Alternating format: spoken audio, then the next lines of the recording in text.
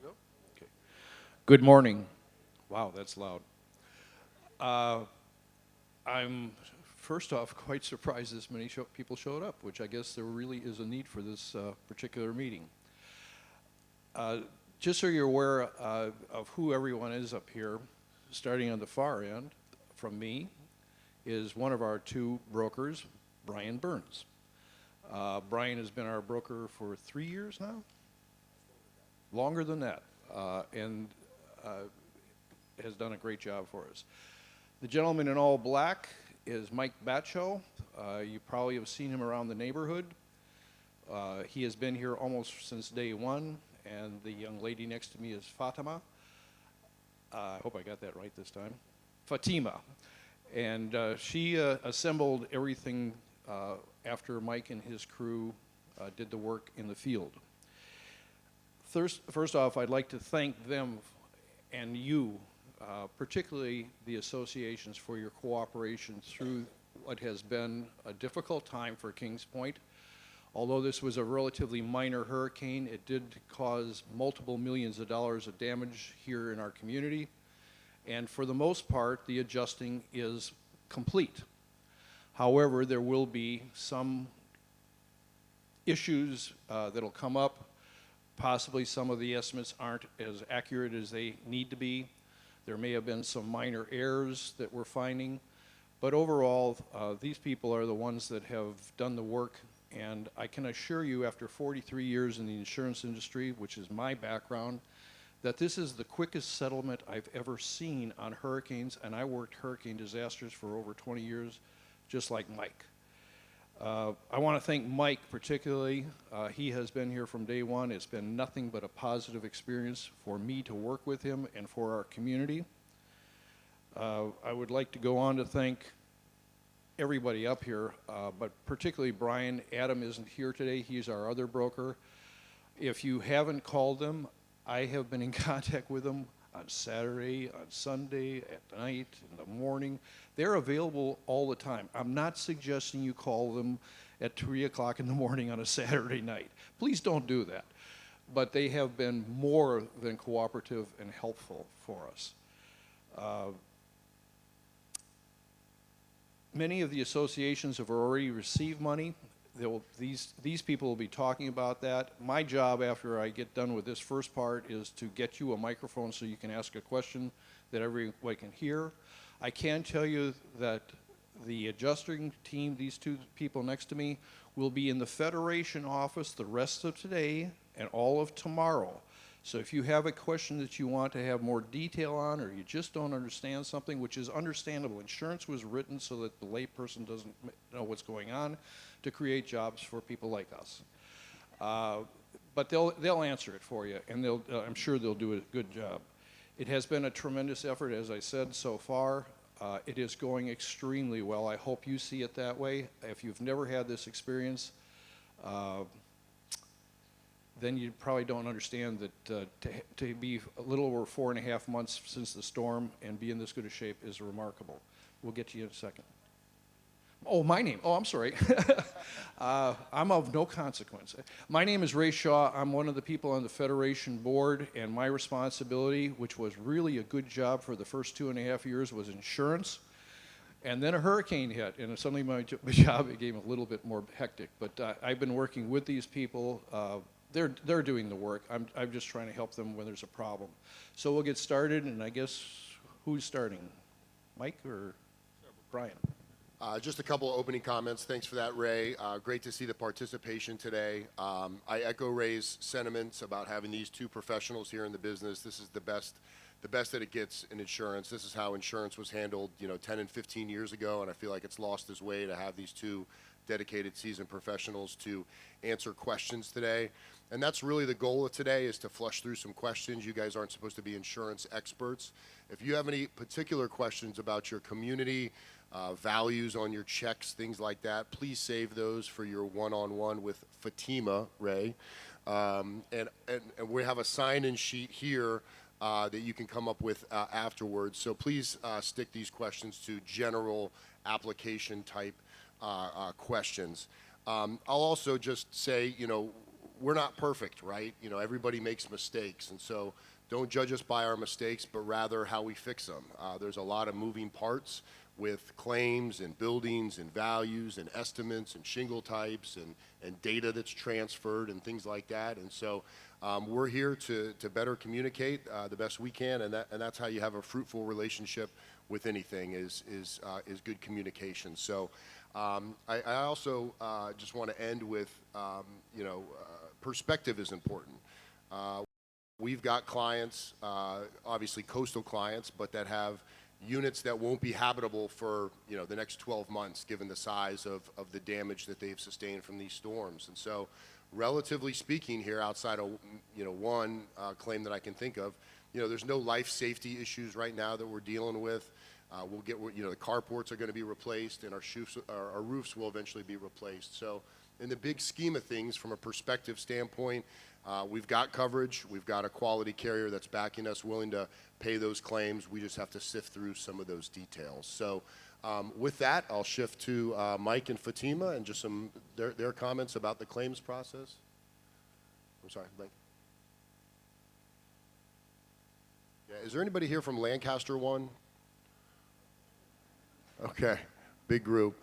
We're not going to be able to answer any direct questions regarding the Lancaster One claim. So if you want to ask some just general remarks about insurance, we might be able to answer that, but we can't address anything from Lancaster One. Okay? Yes.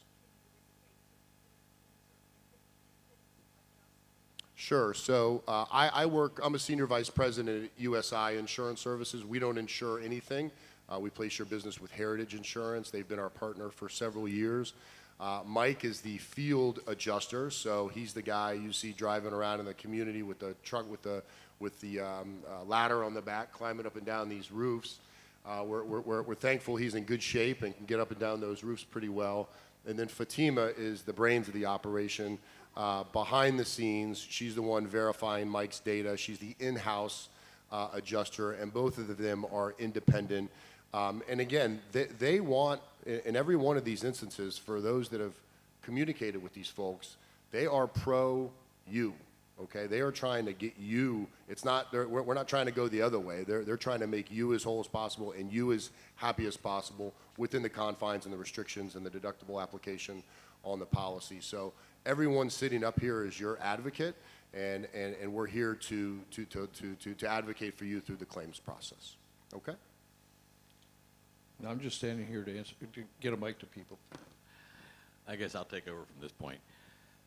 Thanks for showing up. It's been a real pleasure working with you guys. I mean, the fact that we're just about 4 months after the storm and you got roofs getting replaced and all the stuff is just phenomenal. Had some of the conversations here that we're discussing going to be supplemental. We're talking about breakdowns of your policy and your statement of loss and any ongoing issues you may have. When you got your checks, there are some holdbacks that we're going to be discussing, which is your recoverable depreciation. Once you get your permits done for your roofs, you've got your certificates in hand. This is money that's actually due back to you. I'm going to stand up to talk here for just a second, okay? If you look up here, this is a statement of loss. And the reason I have this up here, if you look at the very top, you've got location 1, structure 1. You've got a limit of coverage, and then here we have a 5% deductible. If you look over here, there's your deductible of $14,120 on that one structure. Okay.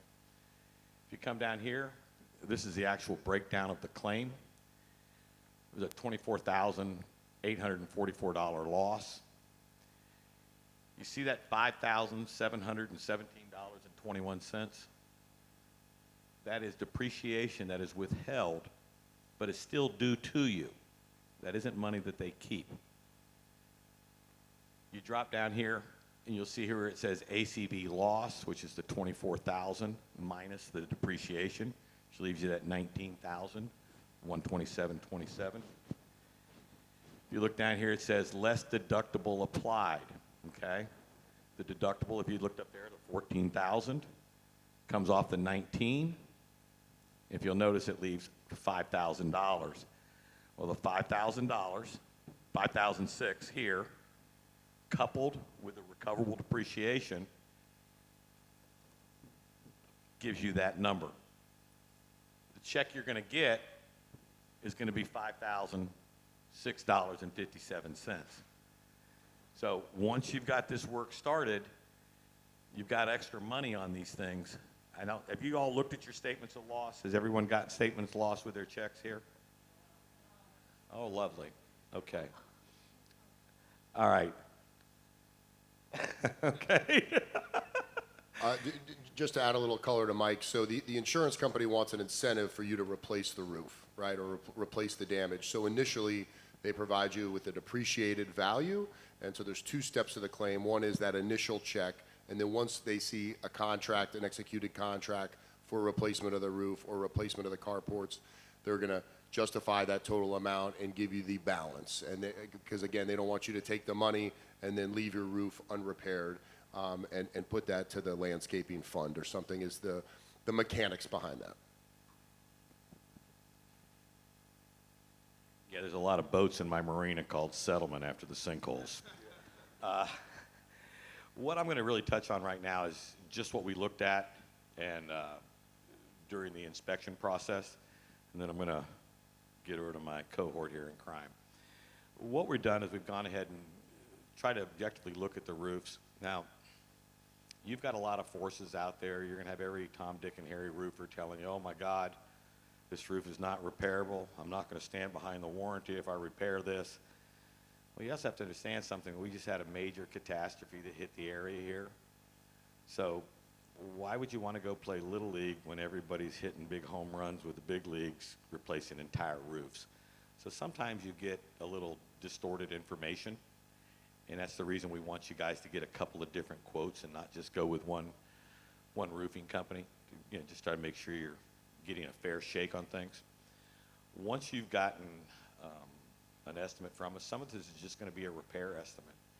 And obviously, when you start looking at the size of these deductibles, now this is very small.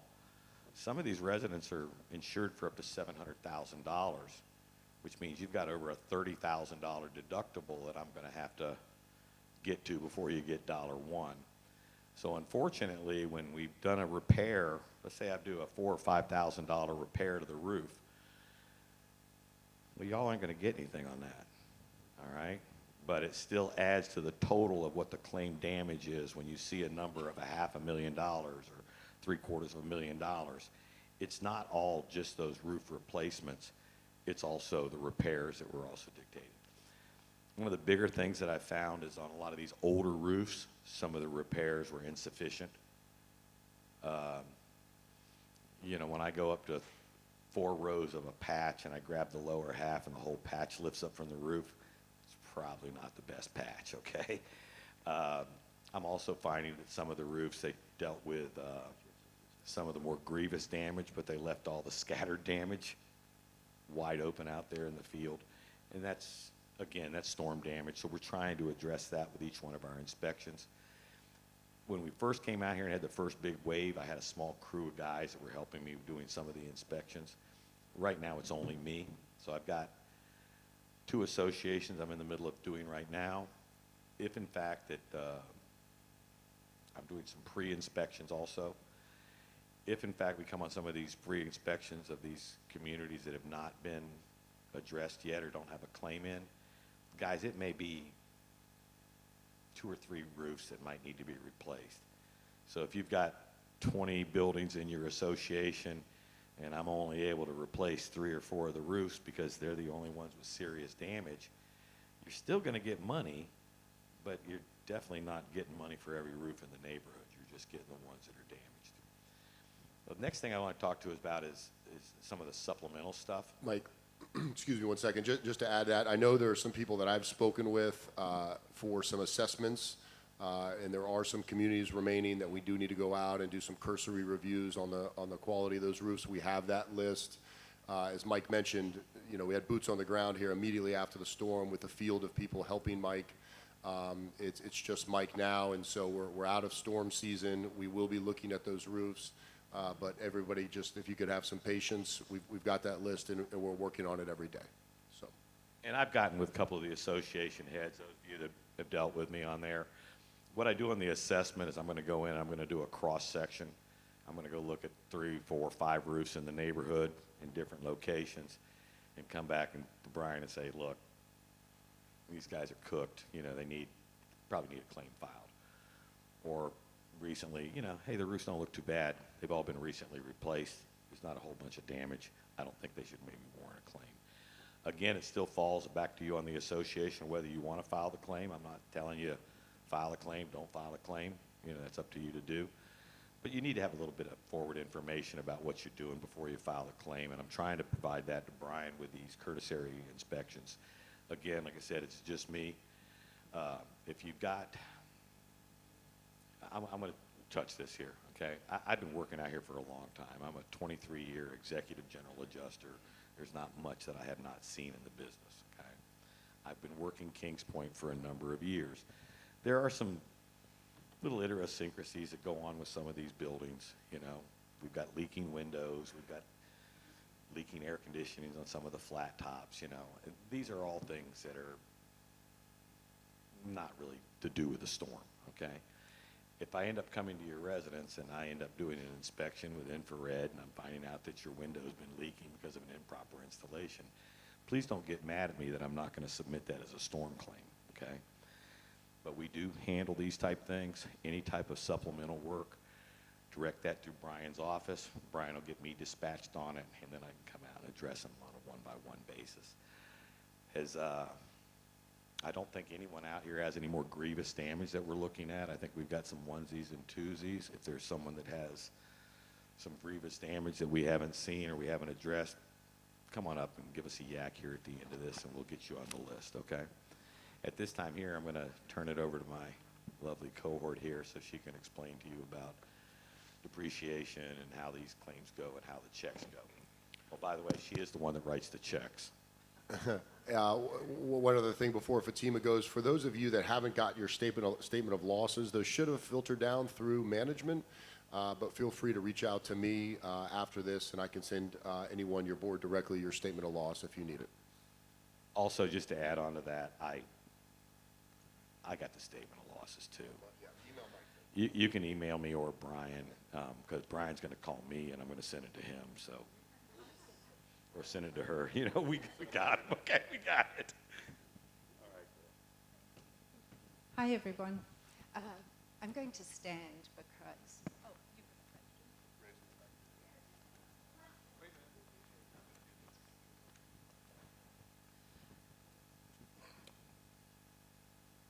Thank you. Yeah, I just wanted to ask if before this meeting ends, we can get your contact information so that we can email you. Of course, we'll make an announcement at the end. Thank you. Yes. My name's Fatima. I am an independent adjuster. I work for Heritage. Just to give you a little bit of information about me so I can maybe become a little bit more relatable. Adjusting is actually my second career. I did 23 years of hard labor at KPMG as a forensic accountant, then decided that was too much work, and decided to be an adjuster and realized that too was too much work. As you can tell, I wear heels, so I don't climb roofs. Mike does that for me.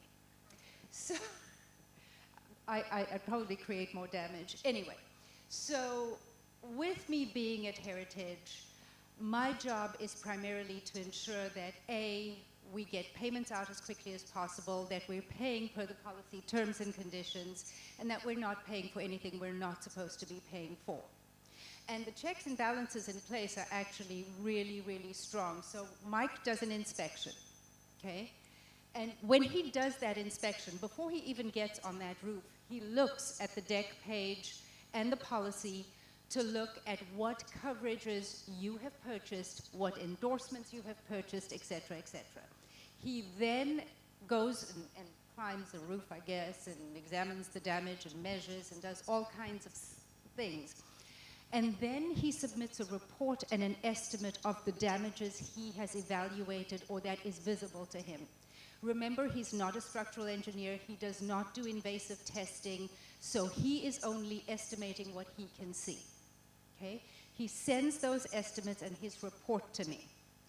When I look at that, we start making determinations. He says to me, Fatima, that roof replacement is going to cost, and I'm going to use some round numbers here, $10,000. But this association has a deductible of $2,000, which essentially means that you pay $2,000 out of pocket. So there's $8,000 that I technically, under the insurance policy, owe you. But the insurance company applies what they call an actual cash value payment. The actual cash value payment is actually determined very simply. Mike will give me a determination on roughly the value of the roof as it is right now based on its current age and condition. So having said that, out of the $8,000 that I owe you, I will advance you $5,000, which is your actual cash value payment, so you can start on repairs. I will withhold $3,000. Have I got my math right? Isn't my mathing? Okay. I will withhold $3,000 as an incentive for you to complete the repairs. Okay? So once you have either completed the repairs, gotten a signed contract, i.e. made a commitment to have your roof replaced, I will then release the balance of the $3,000 I'm holding. Okay. Now, Florida statute is actually very, very consumer friendly, and it's a very good thing. But it also puts a lot of pressure on the insurers to pay as quickly as possible. So would you mind if I used Oakley as an example? Okay, thanks. So we're going to use Oakley as an example. Immediately after the loss was reported, Mike inspected the damage. We issued payment as quickly as possible. The statute actually requires that we issue payment or deny a claim within 60 days. Okay, so day 60 is really a hard stop for us. Now, Mike and I got that payment out as quickly as possible. Oakley subsequently came to us and said, hey, I think you guys missed a few things. We were quite happy to go back and issue those additional payments. By the way, the check's in the mail. So what I'm saying is that initial rush to issue payment doesn't always have to be the most accurate, but it has to be what Mike has seen and what we can reasonably say there is coverage for and pay for. So subsequent to that, so now, you've signed your contract and I've released your depreciation, et cetera, and now you come back and say, no, I think there was a tree that fell on this roof and we might have structural damage. That doesn't mean anything other than you're giving me an opportunity to investigate further. Okay? So it starts my clock ticking again, and at that point we might have a conversation about sending out an engineer, an expert of some kind, and continue our investigation. So when I issue the payment, is what I'm saying, it doesn't end there. Our conversation regarding the claim doesn't have to end. If you find additional damage, or if there is damage that's latent, that it wasn't visible to Mike during his investigation, his inspection, then those are things we can address on the back end. The initial push that we made was to get those initial payments out to you as quickly as possible so you can begin repairs and also to be compliant with Florida statute. Okay? So when you see something like this, a statement of loss, it's cumbersome. But all you really have to consider is the actual insured amount, the value, the amount of damage that Mike has seen and we've assigned a value to, less your deductible. That's out of your pocket. Okay? Then, whatever's left is how we split it between your actual cash value payment, which we pay up front, and your replacement cost, which is what we pay on the back end.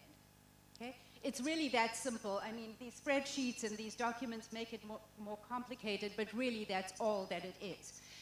Now, let's say you come back to me and say, Fatima, you actually estimated that roof to cost me $20,000. There isn't anyone in Florida who's going to do it for $20,000. It's going to be $23,000. I'm just making that up. That doesn't mean that we cannot continue our conversation because your insurance policy will pay reasonable costs. Now, we use standardized software. It's called Xactimate. Okay? All insurance companies use that. I've worked for many, many insurance companies. It's the gold standard of estimating claims. And essentially what they do is they actually source the cost of materials and labor in a particular zip code to actually make an average determination. So in your zip code, it costs $10,000 on average to replace a roof. But if Oakley says to me, you know what, I don't know what you're smoking, there isn't anyone who's going to do this for me for $10,000, but I have a reasonable bid that is detailed. Write this down, please. That has to be a detailed estimate. That is going to cost me $12,000. And once you send that to us, we will evaluate that, and it's not unreasonable. If it's not unreasonable, we will certainly consider that and pay for it. What I do want you to bear in mind is that there are only 2 of us working this entire account. There's only 1 of me, and if I don't have coffee, it becomes a problem. So I try to work 12 to 15-hour days, and sometimes I might not meet your expectations, and I apologize in advance, but Heritage has made the decision that only 1 of us will work it internally, and Mike, on the outside, and I can tell you this. Brian Burns is not someone you want to take a call from. So I try to be on top of everything so I can avoid his calls. Okay? So, if I don't want to hear from Brian, I work as quickly as possible. So that's essentially what your insurance contract and your payment outline looks like. I can go into excessive detail, but I don't know if you want me to treat this like a balance sheet or a profit and loss statement, but it's really not necessary. The most important components are what you're insured for, what the value of your damage is, less what comes out of your pocket, and what I owe you. And I owe you an amount that I split out into 2 payments. The initial one, which is the actual cash value payment, and B, the replacement cost value, which I pay on the back end once you have satisfied the insurance company that you have completed repairs. And it's very, very important that insurance companies have proof of your repairs, because in the event that you have another loss, you're going to have to prove that you completed those repairs and that you're being assessed on new damage, right? So Mike actually, when he gets on a roof, he goes through every component of what it takes to install that roof, okay? And remember what I said, he only is addressing what he can see. He does not do destructive testing. He is not an engineer, okay? So if you tell him, for example, Mike, I have interior water damage as a result of the storm. Mike actually sees that you have water damage or roof damage above your living room, but you're pointing to some water damage in your bathroom 20 feet away. Unless there is a direct line that points to causation, we are likely not going to pay for your interior water damage in your bathroom. Make sense? If we can't actually prove that it's related or there's correlation. Does that make sense? Am I giving you too much information, too little? Do you have questions for me?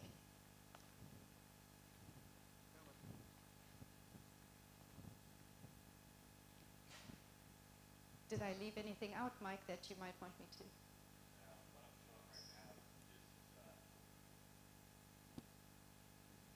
What I've got up here right now is just basically some of the breakdowns of the estimates. I don't know what they're providing you guys from the Federation, okay? Generally speaking, when you get a check, you get a copy of the statement of loss that we just had up there, and they're generally going to provide you with an estimate.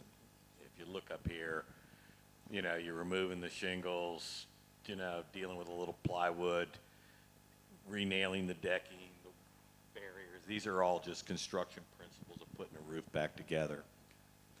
But you all should have this. I think that we're going to be trying to make sure that you have all those documentations here within the next few days. We apologize, it's not us, but we do send this out. But without knowing what kind of repairs we're doing or what the breakdown as far as the depreciation and deductibles, I'm sure you guys have had a lot of questions, and we apologize for not having that information out to you, but hopefully this will rectify it. Question? Oh, God, you. Hello, Yes. honey. She's my girl. Don't worry about it. We've had long conversations here. What's up, Cindy? A question that many people have had is like, there was water coming in during the storm down my wall. Well, it was very hot and very windy afterwards, and it's dried up since then. Mike can't find it, but they're saying, I'm afraid of mold. I'm afraid that the integrity of the ceiling is bad, and oh, by the way, I can still see the stains.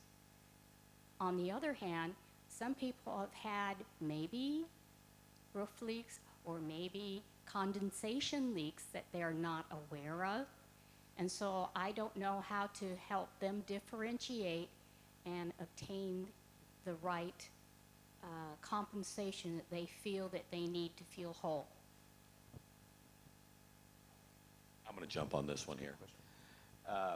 First off, you generally will have two policies out here. One of them, you're going to have your commercial property policy, which insures the building. And then you're going to generally have what they call an HO6 policy, which covers your inside. If you own your unit 100%, there is no law saying that you have to have this HO6 policy. But it doesn't mean that the commercial policy is going to pay for your shortcomings in referencing what you don't have. I have some units here, without getting into detail, where I've had siblings and kids reading me the riot act and throwing down their attorneys and they're this and they're that, and it's like, really, come on. If you don't have insurance on the inside part of your unit, don't expect me to come paint the inside of your unit, okay? And as far as the drywall goes, you know, what we're looking at is to see if the drywall's been compromised, which means is it swelled up, you know, is it damaged? If it is, then the drywall comes out, but I'm not texturing it, I'm not painting your unit, I'm not dealing with any of your flooring, any of your padding, any of your baseboards, any of your interior doors, your air conditioning, or any of that. And also, if you've got a unit where you decided to upgrade your windows, you wanted to put a porch in, that's also not part of us.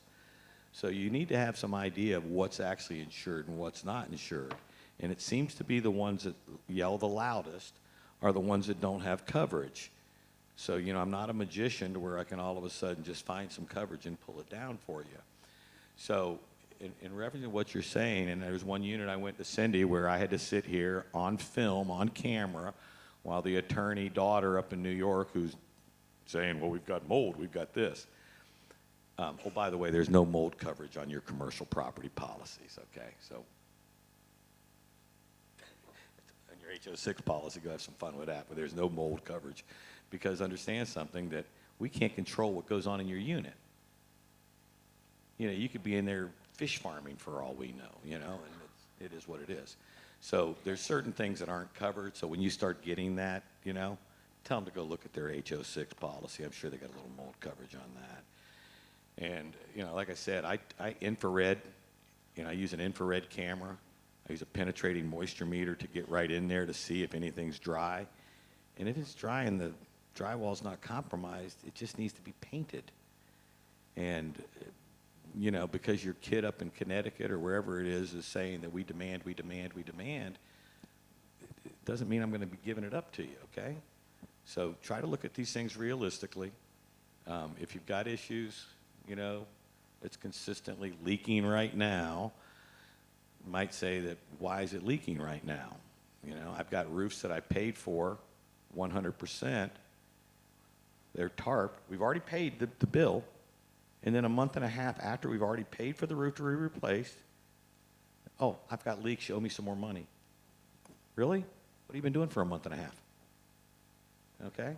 So try to be realistic on this and understand what coverage y'all have on the inside of the units and what the commercial property provides coverage for. And I think that'll answer a lot of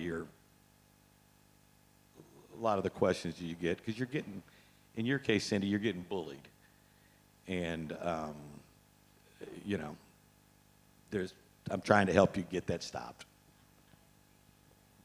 Only because I like you.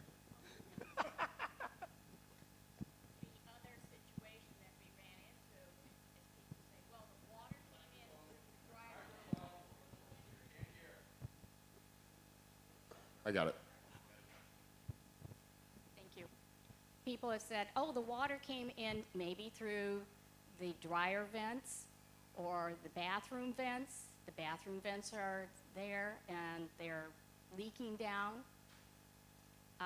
We've seen water, the back of the entire unit is gone, and there's streaks throughout the entire roof. How do we explain that?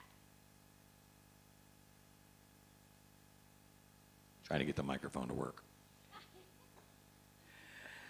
First off, if the dryer vent is still there and it's leaking through the dryer vent, explain to me where I have a storm-created opening.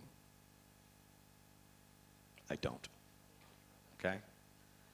I have to have a storm-created opening in order to provide any type of coverage on the inside, which means blowing through a ridge vent isn't a storm-created open. Blowing through a dryer vent is not a storm-created opening.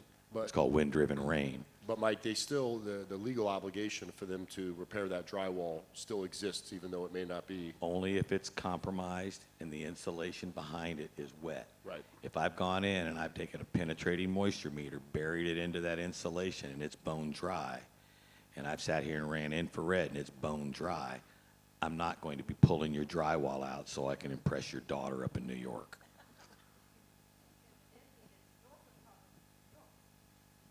I did the whole inspection on camera. Back to Okay, Fatima. I have a question.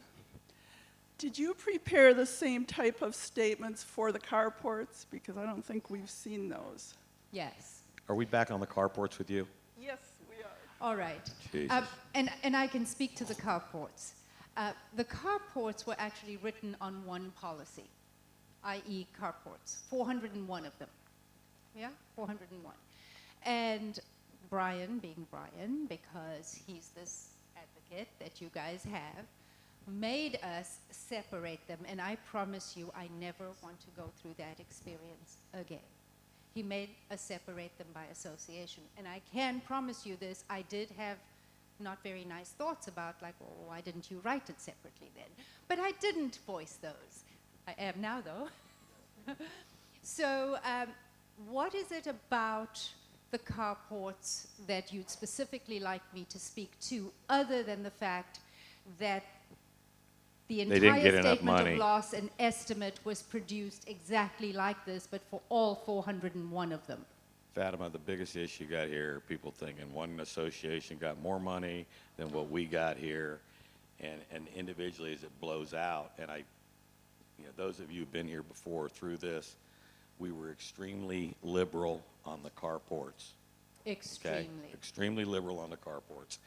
And unfortunately, when they went to break apart the checks, it went all screwy. And we would have normally sent out one check for all 401 carports and let the association go ahead and divvy it out.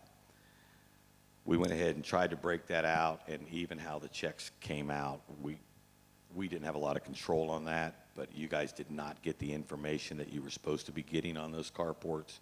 It was not done in my idea the best it could have been done.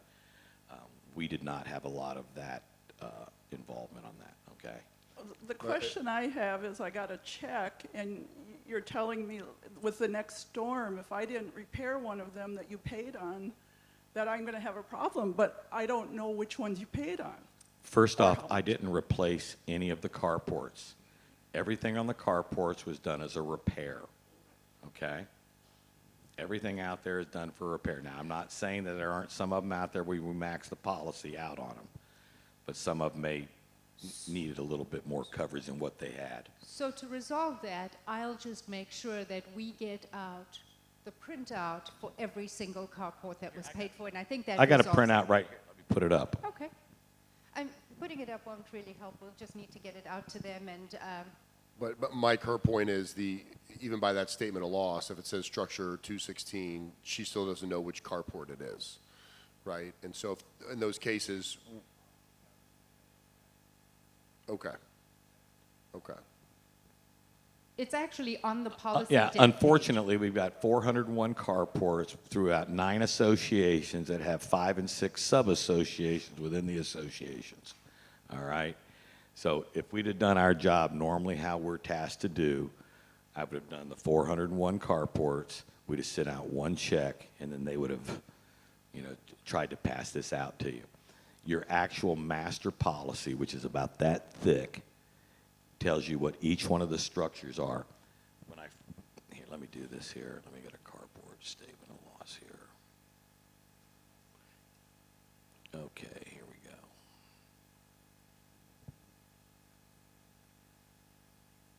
Yeah, this is a carport here.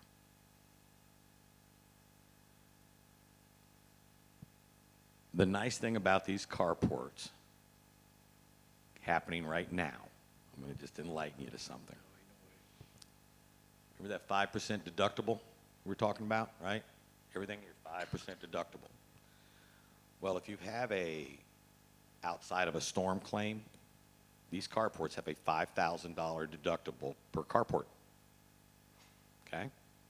But due to the storm, it's got a 5% deductible based upon the value of the carports. So if you look at the value of the carports up here, 18, 10, 14, look at how small the deductibles are over there on the right column. Okay? So this was a very unique situation for you guys to be able to take care of some very old carports and get them repaired and get them back in order. If we'd have done this on anything else, matter of fact, I just had a claim outside of the storm here with one of the carports that got burnt up. We're not mentioning names. Stop it, okay? But guess what? They're not going to be looking at a $361 deductible. Okay? So these carports were the ideal storm, so to speak, okay? So as far as breaking these things down, without having a policy, guys, I don't know how I can do it for you. I mean, it's location 1, structure 401, 400. I would say go to Candy. She's got copies of the policy. And again, we can provide you with a statement of loss by association. Well, statement of loss, but Yeah. for them to have the policy which gives you the breakdowns. We could supplement that as well with Okay. with a snapshot of that deck page. Sure. Okay, there you go on that. We did really try to break this thing down as much as we can. I mean, there was like 3 days to Sundays trying to get these out. And I think with Fatima and I, the main thing was just trying to get a check out to you guys as fast as we could. And every time we tried to do that, we kept getting kicked in the teeth to try to break it down again, break it down again, break it down again, because we had initially broke it down by the association. So here's Andover, here's Bedford, here's Cambridge. And then they wanted to start breaking it down internally, and it just, well, I mean, you see what you're doing here right now. So, What's the deck page? declaration page? A declaration page basically tells you, here's the association, here's the different structures, here's the amount of coverage, and where the structure is. I'm just going to throw out like a Manchester. I've got 502, 504, McAllister, right?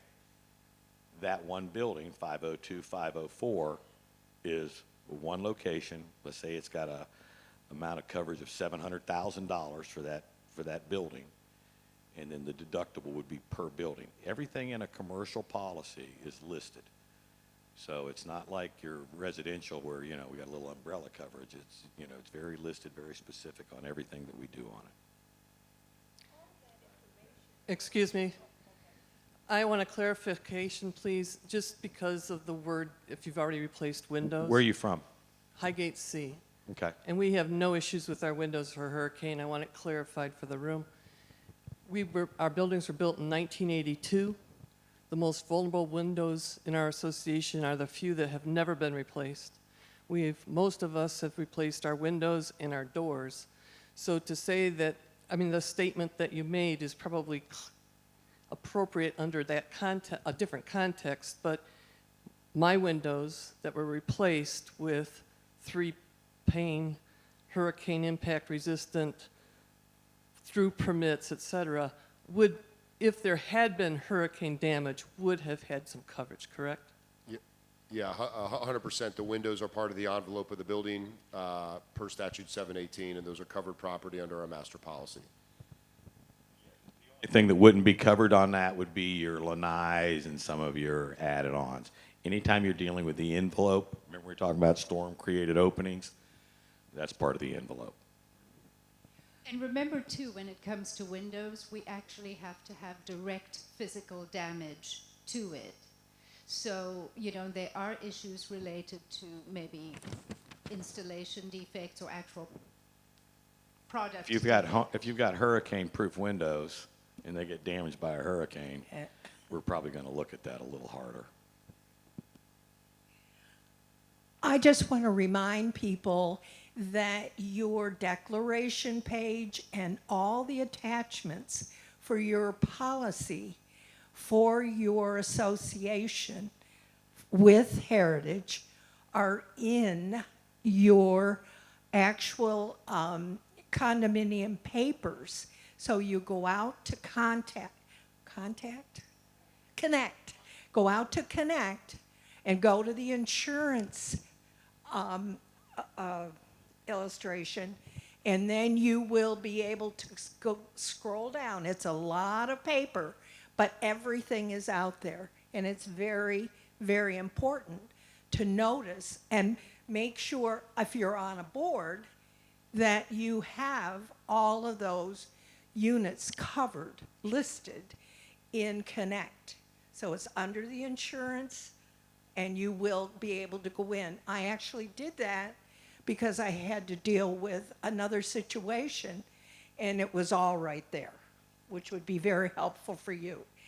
Okay. Thank you very much, by the way. Thank you. I'm Mary Ann Meeker, and I'm in charge of the disaster preparedness presentations that are coming very soon. Unfortunately, we have, 3.5 months, and we're back at it again. We will do, and we've made changes, and we've updated things, and we've learned a lot from our experience that we've had with both Helene and Milton. So our first event will be March 20th between 9:30 and 12. And that is for association boards. What we did realize when we went through this latest hurricane is that the boards have a great deal of responsibility. And in addition to that, we've straightened some things away, so you will also be responsible as boards to get in contact with a roofer and get it lined up in the event that we have a major storm like we had, and meet with that roofer and get your explanations from the roofer of how that roofer will respond to you in the event of a major hurricane. The next thing is that the restoration people. Now, they will be here for the symposium, but the restoration people, you will need to get in contact with a restoration company and set that up in the event that you need restoration. It's not handled by the Federation. It's not handled by the insurance company. It's handled by the association, as you are insured and represent the unit owners in your community. So the first event is March 20th between 9:30 and 12, and that will be an invitation to all association board members. Please mark it on your calendar and plan to come. If you have questions about what happened in the last storm, unfortunately, we do have experience with that, so we will be able to answer those questions, hopefully, or do research to get an answer. The next event is April 24th, and that is the symposium, and that's where you get all your tchotchkes. People come in and get all the little goodies that are handed out by the vendors, including restoration people. So please put those dates on your calendar, and we are open to any questions you may have. And the master board, I work as a committee chair under the master board, and so they are putting together a brand new brochure, and hopefully we will be able to work together to make sure that we've tightened up our experience and going forward what we need to do. Thank you, Mary Ann. We appreciate that. Thank you. Got another question here? Before you get to that, when she's talking about restoration companies, there are a ton of them in the Tampa Bay area. Some of them very good, and some of them are absolute thieves. Mike just mentioned every association ought to try to find 2 or 3 of them, because when a hurricane hits, believe me, it's not just King Point that has the problem. Everybody in the community does. We have the world's largest restoration company in the Tampa Bay area. It's called Belfor. They're very, very good. I'm not going to tell you the ones that I don't think are very good because I don't want to get sued, but they are good. Yeah, I live in Gloucester, and we got hit pretty hard with the carports, and the rumor going around now is that the insurance policy ends in March, I think, and it won't be insured going forward. I don't know if that's true or not. Brian, you're gonna have to deal with that one, bro. That's out of my league. I would say I'll place a bet every once in a while, and as a gambling man, and if I had to put my chips in a corner, I would say we'll probably renew with the carport insurance this year. So I don't ultimately make that decision. It'll be your leadership team.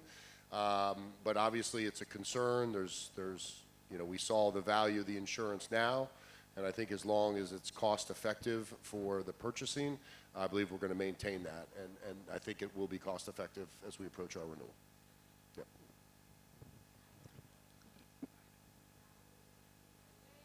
Here we go. All I heard was she's go. We got him first. Yep. I'm an owner in Lancaster 1. My question is, I have a homeowner's policy, but I've got no information from anyone so that I can contact them and tell them the damage that's been done and what is covered under my policy. When will that be coming so that I can contact that insurance company? Understand something, sir. You guys have filed a lawsuit as an association. We're not talking to you about anything. You shouldn't even be here presenting questions to us about anything. You're represented. Deal with your represent. Go to your attorney with it. Don't come to us and try to ask us to answer a question when you're represented. Out of all the associations out here, you guys filed right before the storm hit. Please don't put us in a position to answer something that we can't legally answer for you. Ask your representation. That may be the case, but the individual owners didn't approve of that filing. So there's an issue there. And I understand that. And here's what I can tell you with regard to Lancaster 1. I was very nervous coming in here, knowing that I may be asked questions by Lancaster 1. So I have reached out to your attorney, Javier Delgado, letting him know that I am here speaking to people, but that I specifically will not be speaking to Lancaster 1 residents. And I appreciate that you have questions. And I don't want to be insensitive to your question. I'm just not able to respond. For what it's worth, if you have internal damage and it is involving your personal possessions, call your individual insurance companies. This is not something under the Federation's program. If the structure of the building is involved, then because of the lawsuit, it's really, they are in a lot of trouble if they address that at this point, so they can't. Here you go. I'm a little confused with what you're saying. We still have the roof not yet been done. My father has leaks coming every time that it rains. Are you in Lancaster 1? No, I'm in Okay. Kings. She's in Canton D. Oh, I'm glad you know me. I know exactly who you are. And it's been raining like 3 days ago. There's water in the house. We cannot fix the inside until they fix the outside. So That's it's up like to your association, not these people. If that association has the money, it's up to the association to get that corrected. If it's not being corrected, it is not because of Heritage or the claims adjusters. Okay, with the association, it's like a ping pong. You know, That's they keep not changing this the problem, and dates. it can't be answered here. You have to deal with that association. Okay. We've had this conversation numerous times already here. Everything on your father's unit should be handled under his HO6 policy. He said everything on the interior of the unit should be covered under his HO6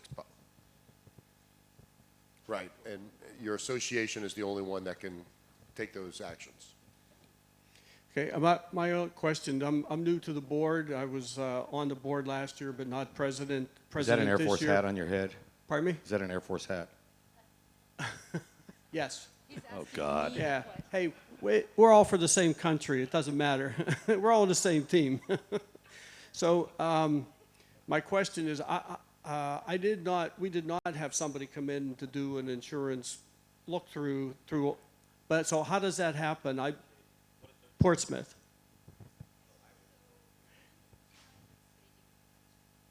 Listen, if I haven't gotten anything yet, I'm doing some assessments. If you want, contact Brian with Portsmouth there. We'll put Portsmouth on the list. And put Portsmouth on the list. Okay. Like I said, what I'm doing on these assessments is I'm looking at 3 or 4 roofs within the neighborhood to try to get an idea if you need to have a claim filed. A lot of these roofs, like Fairfield out here, they've had all the damn roofs replaced. I mean, it's our Yeah, ours are only 5 years old. right. So there's in that neighborhood. there's a good chance that you may have some damage. If you can get with Brian, I'll get out there and do an assessment within the next Okay. 30 days or so. So just call him and give him the Yeah, information. and just give them the name That's- of it. And that- are you representing all the sub-associations, or is just one association there? One association, Okay. Portsmouth COA, yeah. Okay, yeah, get that in. I know I've got Princeton, Edinburgh, I just got done taking a look at. I think one of them had nada, the other was like, oh boy, we gotta get a claim in on this. So we're trying to be objective on that. I'm not gonna tell you not to file a Yeah, claim. it didn't look like, I don't want to file a claim, but I just want to know, is there, we've looked, it doesn't look like there's any damage, but nobody's been on the roof. Matter That's of the fact, point. leave your name and number with Brian. Okay. I'll let you know when I'm coming out to do the inspections. Bring me alcohol and coffee, and we'll get through it real well. I have a question. I'm in, over here, to your left. Right, to your left. Yep. Your other left. Cambridge M. We just happen to have a new election. Okay, is that loud enough for you? Okay, great. Cambridge End, we just had an election where we had 3 new members out of 5. And we're a little confused where paperwork, where we don't have what you're talking about of the cost assessment report. We know we received money. We know we put it in the bank already. Yeah, but we don't know what it's for. We don't know what's.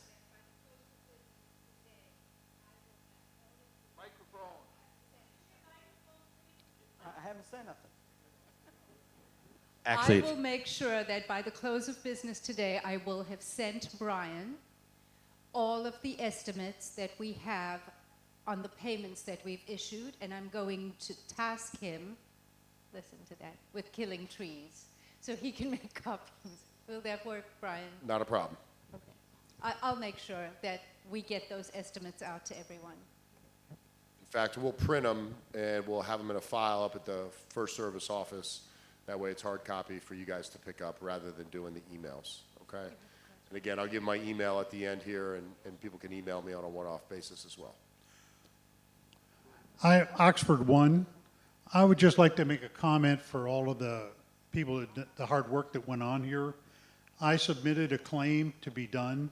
I thought there were probably 4 roofs in my association of 70 buildings, and they came back with 14 needed to be done.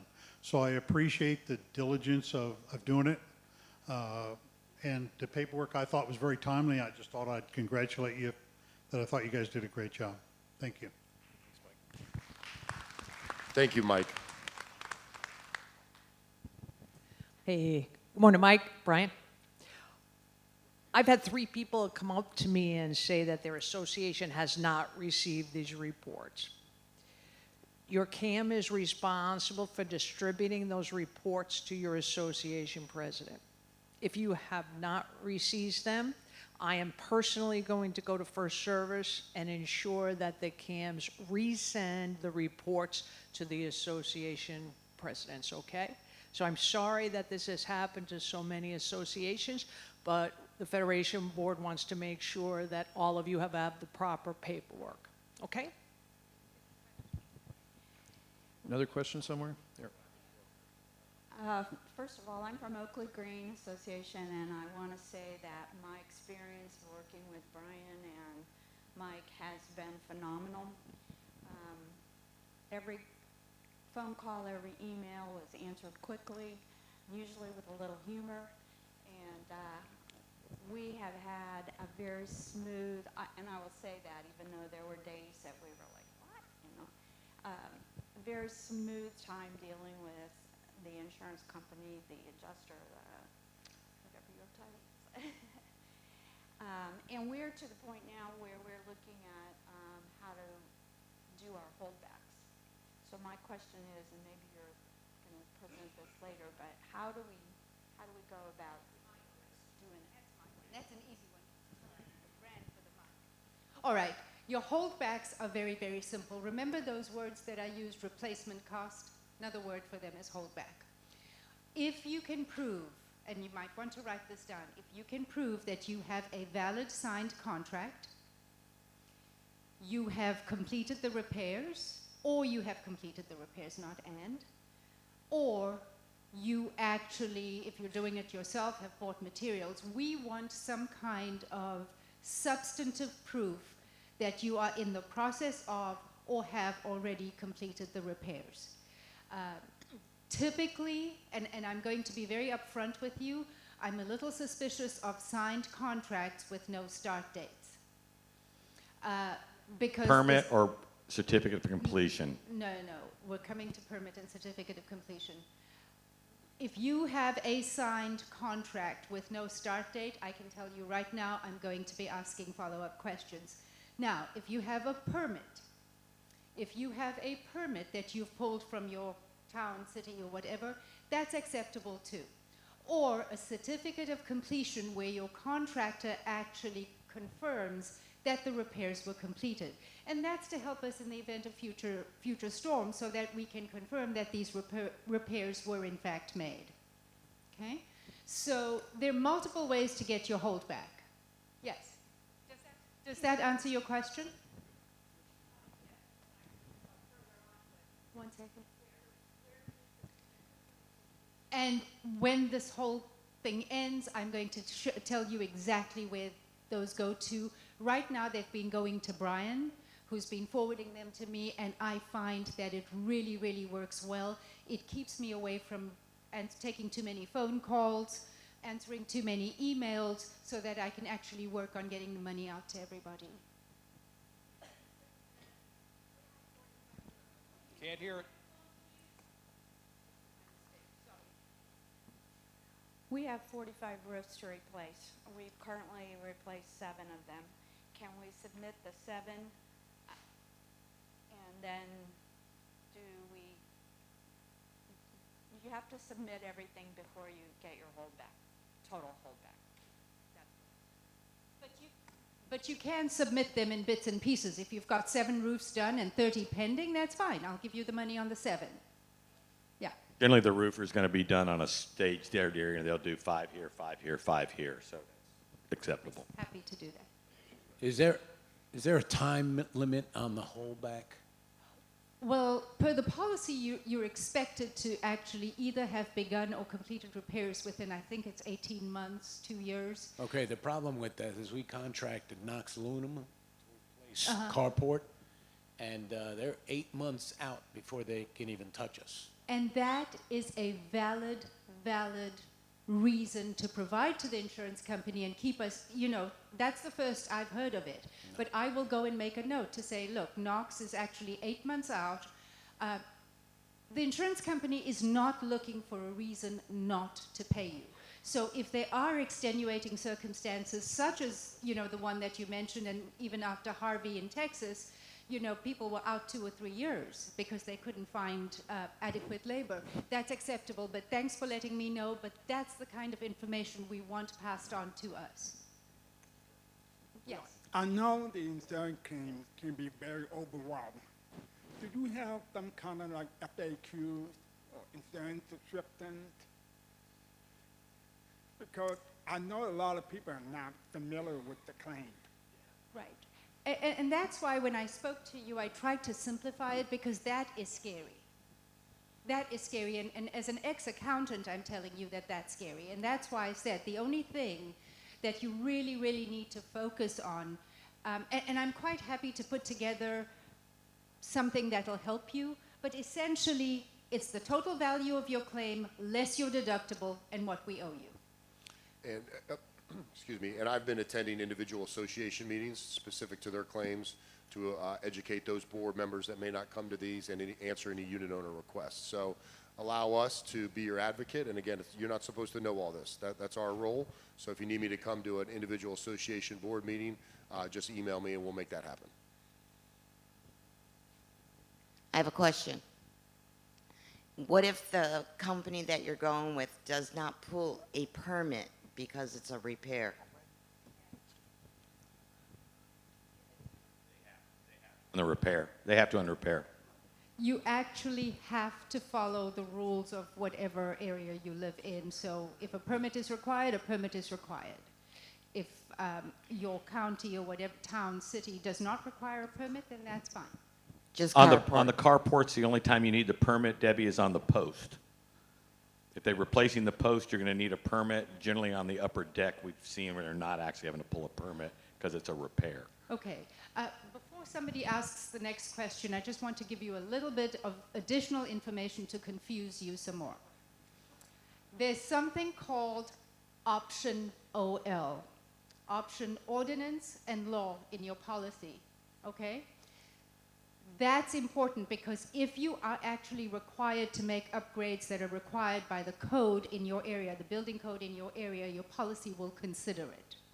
Let's not overthink it. I just threw this out there.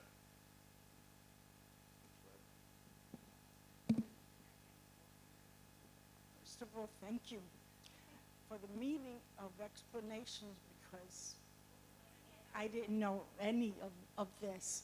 I can confer with the gentleman who said that Knox is giving us 8 to 10 months for repair. The gentleman, Mike, just mentioned about the post, so I wouldn't have known that we needed a permit. One of the posts is also gone. And I didn't have the explanation of the list of how did he get that figure and what do we need to cover. So it's just not the carports, but every other damage. So where do I get this information from? Could you please repeat the question? Or someone The paraphrase it? question was, all of this was explained, but there's no documentation that actually supports this explanation, and that is the information Brian will be getting to everybody today. In terms of... And that Diane asked the managers to resend to all the presidents, which is the statement of loss, which has the values and the money and a little bit of backup there. That's what I was trying to apologize for, that was out of our control, but it should be getting rectified here very shortly. Unfortunately, guys, we're going to have to kind of wrap this up. The room's being used by the next crew of wild and crazy Kings Pointers here. So, If I could, first off, I'd like to thank the people, the people who have been speakers. She came in from Texas for this. They're going to be here today and tomorrow in the Federation Room. I want to thank you for coming. I am amazed at your questions. They're really very good. And there is a reason someone asked me why I wear these shirts. I wear them because it makes people smile.